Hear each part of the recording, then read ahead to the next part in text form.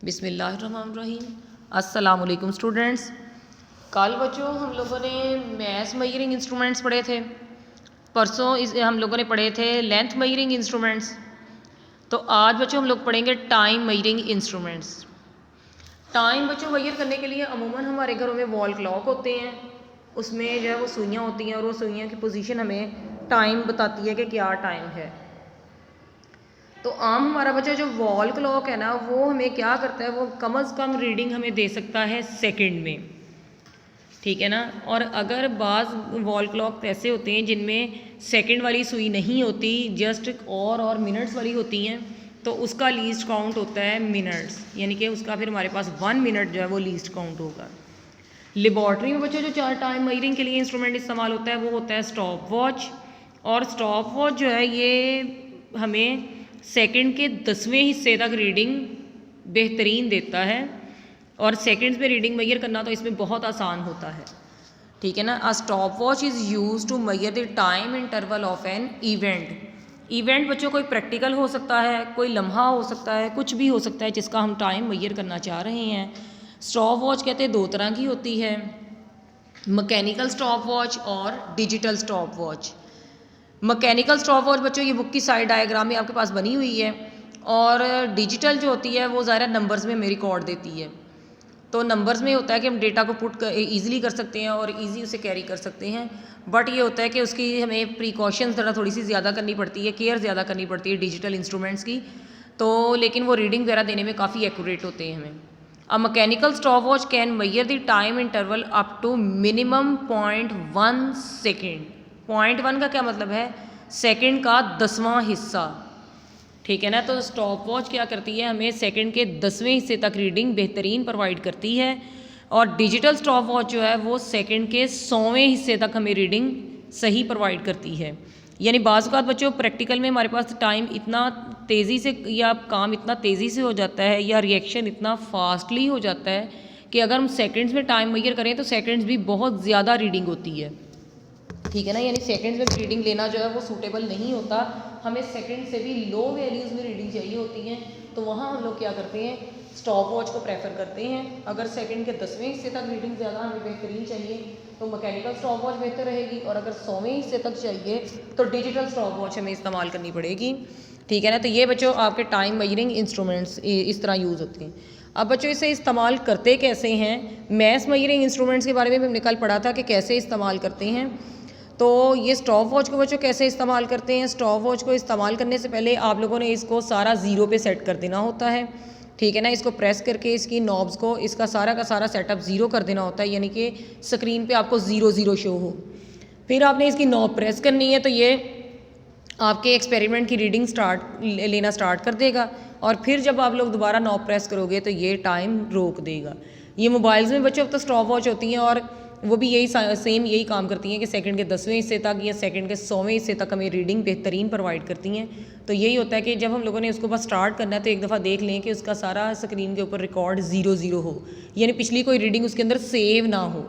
बस ये थोड़ी सी प्रिकॉशन है।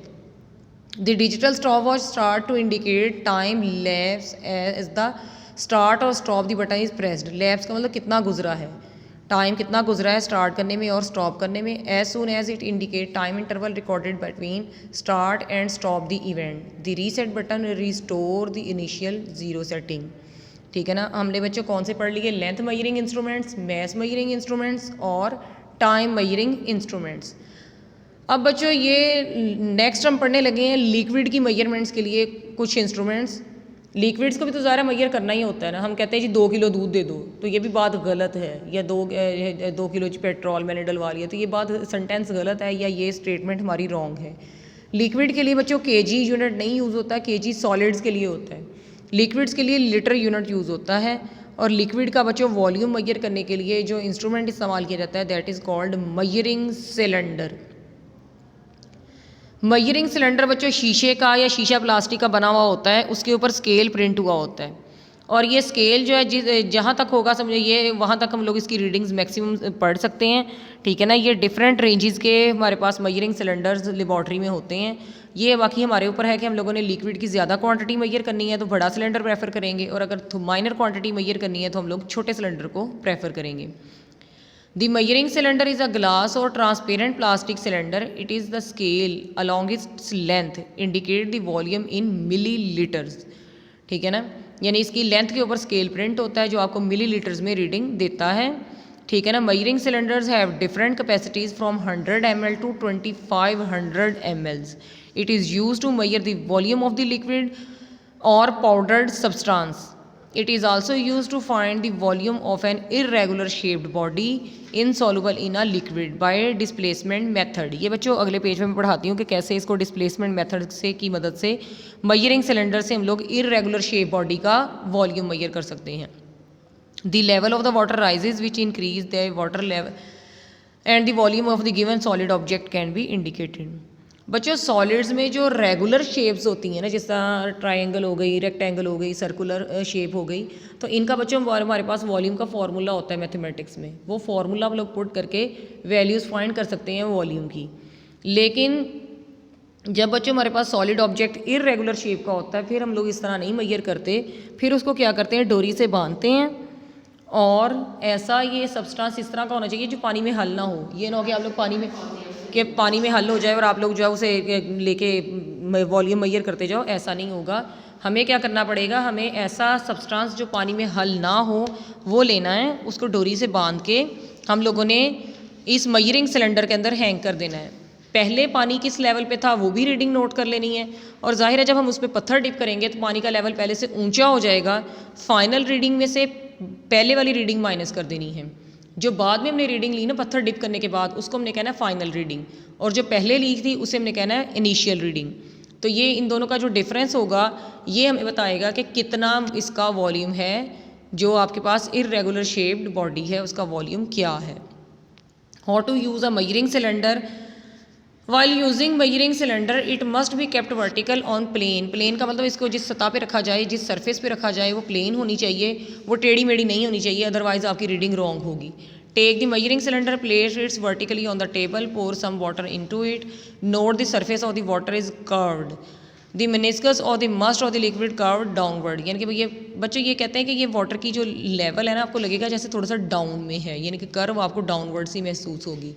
वो महसूस जैसे होती रहे, आप लोगों ने बस ये देखना है एग्जैक्ट अपनी आँख को सामने रखते हुए आपने देखना है कि क्या है। ये देखें ना, करेक्ट लेने की रीडिंग लेने का तरीका ये है कि आप अपनी आई को बिल्कुल सामने रखें, ठीक है ना। जबकि रॉन्ग मेथड है अगर आप लोग ऊपर या नीचे रख दोगे तो ये क्या है, रीडिंग लेने का रॉन्ग मेथड है। तो आप लोगों ने करेक्ट वे से अपनी आँख को बिल्कुल सामने रखते हुए रीडिंग लेनी है। Correct method is note the level of the liquid of the cylinder to kept eye at the same level. The meniscus of the liquid as shown in figure, it is incorrect to note that the liquid level keeping the eye above the level of the liquid। कहते हैं level of liquid से ऊपर आँख को रखना बिल्कुल गलत है। आई को अब ना अबव रखें ना नीचे रखें, बल्कि हम क्या करें उसकी सीध में रखें।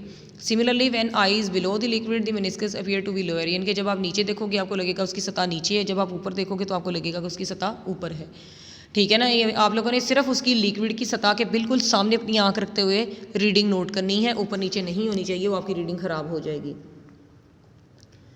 नेक्स्ट बच्चों, measuring cylinder volume of is used to measure the volume of an irregular shaped solid object. Measuring cylinder can also be used to find the volume of the small irregular shaped solids that sink in water, यानी पानी में वो डूब तो जाए लेकिन dissolve ना हो। Let us find the volume of the small stone. Take the volume of the water VI in the cylinder, tie the solid with the thread, यानी कि थ्रेड इतना बारीक हो कि उसका पानी में डिप हो जाने से पानी का लेवल ऊपर ना हो, यानी कि ये ना हो ना आपका मोटा रस्सा ही बांध दें पत्थर के साथ, नहीं, बारीक सी डोरी आप लोगों ने बांधनी है जिससे पानी में डिप होने से फ़र्क ना पड़े, उसको वाटर लेवल को फ़र्क ना पड़े।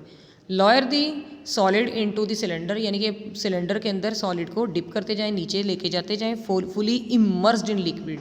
जब वो बिल्कुल पानी के अंदर डिप हो जाए तो उस वक्त क्या हो जाएगा, वाटर लेवल जितना ऊपर हुआ वो फाइनल रीडिंग होगी। हम लोगों ने क्या करना है, फाइनल रीडिंग में से इनिशियल रीडिंग को माइनस कर देना है।